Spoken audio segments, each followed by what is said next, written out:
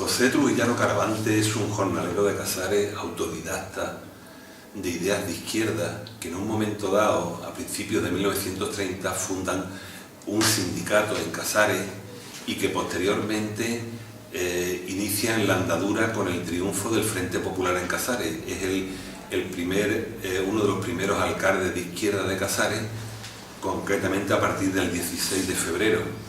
José Trujillano Caravante, un hombre con una conciencia de clase bastante importante y un luchador hasta sus últimos días en el exilio de Francia. Él intentó hacer un papel moderador de la situación, pero existe una huelga agraria que se extiende desde febrero hasta junio del 36. Es un periodo muy convulso de la historia de Casares.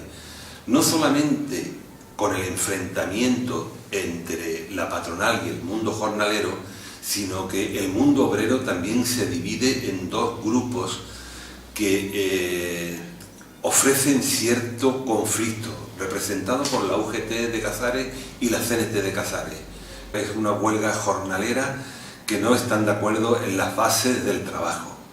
Y ese conflicto no pone de acuerdo a la patronal con los obreros, mediatizado por los diferentes ayuntamientos. Ese conflicto, la CNT en Casares está ya imbuida por un proceso revolucionario, mientras que la UGT está más por un diálogo y una concertación. Y es la refriega que trae en sí esta huelga general que en Casares fue indefinida. La falta de acuerdo también trae un proceso de ruptura entre estas dos fuerzas que vuelven a reunirse y vuelven a aglutinarse tras la muerte del presidente de la CNT de Casares, Félix Mena, que muere en la huelga agraria relacionada aquí en la Almoraima, en esta zona de aquí, y que es una tragedia que probablemente hubo terceras acciones. Félix Mena Quiroz viene a la huelga como representante del sindicato CNT, viene a la huelga aquí a esta zona de Jimena, a la zona de la Almoraima, y yendo para Casares tenía 23 años y muere con una sintomatología específica típica del envenenamiento. Ese envenenamiento, según el mundo jornalero de Casares, lo achacan a personal relacionado con la Casa Mar. No podemos hacer ningún tipo de acusación, pero sí este hombre joven, fuerte, con 23 años, muere en el cortijo de Majavieja con unos síntomas claros de ataxia, espumas por la boca, pérdida de conciencia. En el registro de su defunción aparece como un síncope cardíaco, lo cual no coincide sintomatológicamente con la muerte sufrida ese 9 de junio de Félix aquí en Majavieja. Añade algo más al conflicto. A partir del 18 de julio, José Trujillano toma una parte activa en defensa de los poderes legales constituidos. De hecho, el 26 de julio nos los vamos a encontrar al frente de dos camiones de gente de Casares, voluntarios de Casares, que vienen al frente del Guadiaro a luchar. El enemigo está cerca y también en Casares se ha producido una detención de personal patronal, normalmente, de nacionales, de 36 nacionales que van a tener un fin trágico y que va a servir de argumento y de excusa para una feroz represión. Casares viene a caer sobre el 3 de octubre. El 26 de septiembre se produce lo que normalmente nuestros abuelos hablaban de las huías. Las huías es toda la población civil de Casares se traslada en dirección a Málaga. Normalmente esta gente se asientan en Estepona, se asientan en Marbella, como ha quedado constancia por los diferentes documentos, en espera a ver si se resuelve el conflicto, hasta el 14 de enero, cuando cae Estepona, donde ya directamente se trasladan a Málaga. En Málaga muchos casareños participan en el frente de Antequera, en lo diferente, en Álora, hasta el 18 de julio, donde este gran grupo de casareños se alistan al cuerpo de carabineros. Y donde nos encontramos desde José Trujillano a Tocón, a Antonio Tocón, una serie de personas que van a hacer todo el conflicto y la guerra civil en el frente, y todo relacionado con ese comité local de defensa de la República que se crea en Casares, destacando sobre todo su presidente Antonio Gutiérrez Borrego, que es el segundo hombre que apoya a mi tío y que es compañero de él durante toda su vida. José Trujillano Caravante es un hombre criado en todos los tipos de penalidades y es un hombre curtido en el campo. Él llega a ser capitán de carabineros y de hecho no hay batalla tipo Belchite, tipo Teruel, donde tengo constancia documental de su participación y donde todo su batallón era un hombre respetado, un hombre serio, un hombre formal, un hombre consecuente con sus ideas. De hecho, él pasa a los Pirineos con todo su batallón y recuerdan cómo van entregando las armas una vez que pasan los Pirineos. Muchos familiares, las mujeres y los niños iban acompañando en las ciudades cercanas del frente, estaban los familiares. De hecho, mi familia y muchas familias de Casares, la última estancia es en Barcelona. Y de Barcelona, algunos logran pasar por Puigcerdá a Francia y otros se ven durante X años en Barcelona. De hecho, la mujer de José Trujillano, Juana Blanco, está 7 años hasta que tiene la oportunidad y se fuga a Francia a buscar a su marido, a José Trujillano. Los casareños que llegan a Francia, los hombres son internados en los diferentes campos de concentración. Casareños hay en Corde-sur-Ciel, concretamente en el campo de concentración de Judée en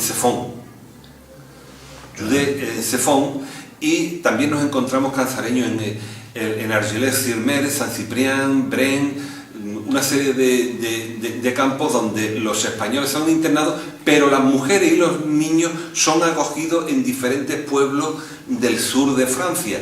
Los casareños, las mujeres de Casares y sus hijos, son instalados en un pueblecito precioso, muy parecido a Casares, Corde-sur-Ciel, y allí una vez que José Trujillano, Antonio Gutiérrez, Diego Rodríguez son sacados de los diferentes campos, tienen la oportunidad de volver con su familia y inician, una vez que Francia en el año 40 necesita manos de obra de jornaleros, estos hombres de procedencia agraria, especializados en el mundo del duro trabajo del campo, son llamados a trabajar en diferentes fincas. Los casareños, una vez que ya están saliendo de los diferentes campos de concentración, se van reagrupando en la zona de Albi y Cáceres, un poco alrededor de esa gente mandataria que había trabajado durante el periodo republicano y estaba en el exilio, sobre todo alrededor de su alcalde José Trujillano y de Antonio Gutiérrez Borrego. Esta gente están trabajando en el campo. Recuerdo ahora mismo Cristóbal Gavira, un ser genial que con 90 años seguía cantando fandangos casareños, y se reagrupan buscando la amistad, la confianza, las posibilidades de trabajo, porque esta gente eran jornaleros del campo aquí en España. Esta gente llegan a Francia con una actividad de trabajo fortísima y una capacidad increíble. Durante ese periodo, José Trujillano tiene una actividad frenética, porque se hace, una vez que De Gaulle hace la llamada contra el nuevo imperio nazi que se está instalando en Francia, él se hace enlace de la guerrilla, del famoso maquisán. Él une Carmaux, las minas, la zona minera de Carmaux con Albi, y es el enlace intermedio que unas veces lleva hombres, otras veces lleva alimentos, otras veces lleva armas, y tiene una participación activa en todo el proceso de lucha contra el nazismo. Ellos luchan en Francia, apuestan por Francia, porque piensan que después de Francia caerá el franquismo, el fascismo aquí en España, y por eso tienen una actividad bastante intensa. Los aliados, una vez termina la guerra, la Segunda Guerra Mundial, no le dan cabida a esta alternativa. El añorado invasión del Valle de Arán, donde participa Andrés Rodríguez, otro casareño, no tiene la ejecución. Entonces existe un pesimismo generalizado, una decepción generalizada, un fracaso generalizado, incluso una situación donde ellos mentalmente nunca recompusieron su lugar. Ellos vivían allí, pero anhelaban vivir en su tierra, en su pueblo, en Casares, y sufrieron con una intensidad bastante grande. Hasta los 50, donde la actividad de construcción en la zona de Albi y Castres hace que ellos trasladen su actividad agraria a la construcción, porque económicamente era más rentable. Ya las familias las diferentes familias están reagrupadas: Tocón, Trujillano, Pérez, Romero, y ellos siguen trabajando en un concepto político, aunque aquí lo hay, que son gente perteneciente al Partido Socialista, al Partido Comunista, a la CNT, pero esa unión entre los casareños nunca se pierde, y de hecho son vecinos, viven más o menos en las mismas ciudades y se están trabajando junto a la construcción, y se ven con tanta asiduidad que sigue siendo un núcleo importante dentro de aquella comarca.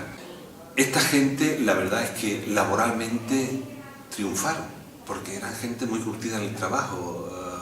Recuerdo como en Cordes y Orciel hay unos muros de piedra que digo, yo sé estos muros, este tipo de construcción, de dónde, que lo hizo José Trujillano, que trabajaba de albañil, dónde aprendió a hacer esos muros. Esos muros me los encuentro en Casares. De hecho, en el 2006 visité aquella zona, y eran recordados como grandes trabajadores, grandes hombres de ideas, buena gente. Ellos acogían a todos los que iban de Casares, aunque tenían muy claro quiénes eran los emigrantes políticos y quién era el emigrante económico, como ellos los definían. Ellos siguen manteniendo sus ideas, su lucha, pero tienen una participación política porque eran hombres con una formación política bastante intensa. Pero ya existe un estado de pesimismo tan generalizado que la mayoría de ellos, aunque tienen participación política, pero se van alejando poco a poco de la realidad que tienen que afrontar, de que son los grandes olvidados. De hecho, Antonio Gutiérrez Borrego, como dije, que fue el presidente local del Comité de Defensa para la República en Casares, escribe un libro en su vejez para que no olvidemos todo lo que han pasado, y que lo titula Los Olvidados. Ellos piensan que han sido menospreciados por un régimen instalado en España, por una Francia que no pensemos, que quiero puntualizar, que la llegada de los refugiados españoles no fue sobre un camino de rosas, fue sobre ejército, sobre soldados senegaleses e internamiento en los campos de concentración. Es el gobierno francés el que no recibe bien a los españoles, pero los alcaldes de diferentes poblaciones del sur de Francia, recuerdo haber leído informes de acogimiento. La administración local hizo una apuesta, mucha administración local, por esos refugiados que estaban entrando. Ellos veían de primera mano la necesidad, la urgencia, veían la muerte, que no tiene nada que ver con esa prensa no muy mayoritaria, pero que sí hablaba muy mal de los refugiados españoles, de rojos, de rebeldes, de impenitentes, que le iba a quitar los alimentos, los trabajos y todo. José Trujillano, como te comentaba, tiene una participación política. De hecho es retenido en 1950 porque aparece en unos listados de españoles exiliados que apoyan económicamente al Partido Comunista. Es curioso cómo esta gente no eran sectaristas, ni mucho menos, y esta gente apoyan a cualquier movimiento reivindicativo de aquella izquierda del exilio. A partir de 1960, siendo aún joven, un proceso canceroso se lo lleva y deja a su mujer, que vive en Barcarés, que está en un pueblecito cerca de Cordes, y la deja en estado de viudedad. Y Juana Blanco siempre recuerda lo que es su pueblo, lo que es su vida, el amor a su marido, hasta 1978, que llega a Casares y me dice: yo soy Juana, la mujer de tu tío. La verdad que en aquel momento, por mi desconocimiento, por la falta de información, no sabía quién era esta figura relevante, ni sabía que Juana era la mujer leal y fiel hasta los últimos días. Pero la verdad es que murieron, para mí, bajo mi juicio, murieron en el desengaño. También quiero despedirme con Benito Saucedo, que le escribe varias cartas a su madre y que se pierde la noche de los tiempos, en los años 46-47. También quiero despedirme con Ana Trujillano, que se maravilla de toda la cocina y todo el mantenimiento de los alimentos en Francia, si ella hubiese tenido formación en Casares. A ella lo que más le llama la atención es la conservación de alimentos. Entonces, ellos están en la zona del paté, la zona de las conservas, de las mermeladas, la zona de los quesos. Y ellos ven que aunque nosotros hacíamos nuestros quesos, que eran de poca calidad, los franceses hacían acopios de alimentos por diferentes métodos de conservación y tenían alimentos durante el año. Entonces, en Casares el planteamiento es el siguiente: si de los 365 días el jornalero de Casares está trabajando una media de 150 días, pero el resto de días también come él y sus hijos, y entonces el hambre es bastante intensa y bastante fuerte. Y ella piensa: si yo hubiese sabido los diferentes métodos de conservación de alimentos, yo le hubiese evitado muchos ratos de hambre a mi familia. Y ese tratado de alimentación, ese tratado es lo que a ella le llama la atención. Y además aprende mucho porque es una mujer muy activa, por lo visto es muy seria, muy formal. El chícharo era pura vida y ella es la razón. Ella trabaja como cocinera en el colegio público de Cordes y Uciel, y la recuerdan como una mujer activa, seria, formal y muy inteligente. Y sobre todo ella lo que piensa es lo que todas nuestras abuelas llevaban en mente: la subsistencia, el saber prepararse, que ya llegará el invierno y caerán las canales, y cuando caigan las canales, ¿qué hacemos? José Mena es detenido, lo que sabemos que es como muchos jóvenes, no tiene una participación muy activa en la República, tampoco en la Guerra Civil. Participa en diferentes frentes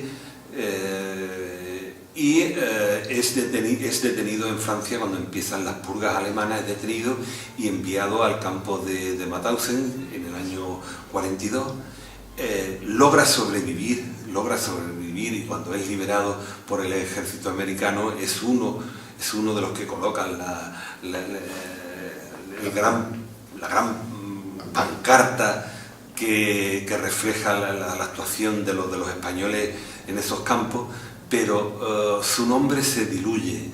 Diego Pérez Rodríguez, el Chícharo, no me gusta hablar de los alias, porque luego después fue utilizado como una herramienta denigrante, pero en Casares, lo mismo que en todos los pueblos, cada uno tiene sus motes y él es el Chícharo. El Chícharo es el cuñado de José Trujillano. Está casado con Ana Trujillano Caravante y es un hombre muy alegre, muy activo. El fandango casareño, le encanta la música, participa en carnavales, es un personaje, pero él, a pesar de todo, él pertenece a la CNT, como muchos jornaleros de Casares. Es internado durante la Guerra Civil, su familia lo va acompañando y él está en el cuerpo de sanidad militar, de camillero, de sanidad militar. Una vez que llegan al exilio, él es internado en Argelès-sur-Mer y llegan los franceses y le dan la oportunidad y le ofrecen el integrarse en la Legión Francesa. Y él en un momento dado sopesa la situación, es una persona de acción y dice, entre cobrar algo en la Legión y estar aquí metido donde nos estamos muriendo poco a poco, me voy a la Legión Francesa. Tras un periodo de adiestramiento es enviado a Marruecos, luego después a Túnez y en una de aquellas batallas es detenido por el famoso Rommel, los batallones de Rommel y tal, y es enviado a un Stalag en Alemania. Pero ya os digo, este tenía una mezcla habilidoso, gracioso, curioso. De hecho, en el Stalag, que es un campo de prisioneros tipo soldado de guerra, él tiene la posibilidad de salir, incluso de trabajar en algunas fincas cerca del Stalag, le dan ciertos permisos como soldado francés y tal, y hasta su liberación. De hecho, él cuenta cómo con la soleta en las manos no había quien le ganara en toda Alemania. Las coles y repollos bailaban cada vez que lo veían, ¿no? Y además, él tras la liberación de Alemania vuelve a Francia y vuelve a Cordes, donde ya estaba su mujer y su hijo Pedro. No lo digo yo, lo dicen ellos mismos, los exiliados casareños. Francia nos ha dado lo que España nos ha negado. ¿Y eso qué quiere decir? Francia le da la libertad, Francia le da el trabajo, Francia le da una educación a los hijos que llevan. Francia es un país de acogida, aunque en primera instancia no son bien recibidos, pero ellos demuestran un trabajo, una valentía en el maquis, una organización y sobre todo gente con una capacidad de trabajo increíble. Yo recuerdo que me presentó Pedro Pérez Trujillano, mi tío, estuvimos en Cordes y me presentó a alguna gente mayores que conocían a la gente de Casares. Y todos decían, ¡hola la! ¡Hola la! Como diciendo, gente seria, gente con una capacidad de trabajo y una capacidad de organización que yo creo que fue, además de su vida, la experiencia formativa de todo el ciclo de guerra, de conflicto, y sobre todo gente que procedían del mundo obrero, que es muy curioso el análisis, cómo esta gente de un mundo sindical se plantea en un momento dado el salto a la política, el salto a lo militar. Esta gente tenían una vida prolífica y sobre todo una conciencia que probablemente en nuestros días esté en desuso. Casares para ellos es la añoranza, es la Arcadia, es la utopía. Sueñan con Casares. Y recuerdo como el hijo de mi tía Ana Trujillano, que es el único exiliado, entre comillas, que queda, porque él salió de Casares con 5 años, recordaba cómo escuchar a las 10 de la mañana los domingos la Pirenaica y escuchar El emigrante de Juanito Valderrama eran ríos de lágrimas por aquellas calles de Corde. Ellos soñaban con Casares, soñaban con el fandango casareño, soñaban con los carnavales, soñaban con el vino de Manilva, soñaban con un gazpacho, soñaban con todo lo que podían soñar. Lo que podemos aprender son sobre todo conceptos éticos, conceptos morales, conceptos de trabajo, conceptos de conciencia de clase, conceptos de lucha, conceptos de bien hacer, conceptos de buena voluntad. Estos hombres, junto con el Blasito Infante del que habla en su libro Los Olvidados Antonio Gutiérrez, hicieron una apuesta por un mundo mejor. Nosotros tenemos que seguir haciéndola. Nuestra utopía acaba de comenzar.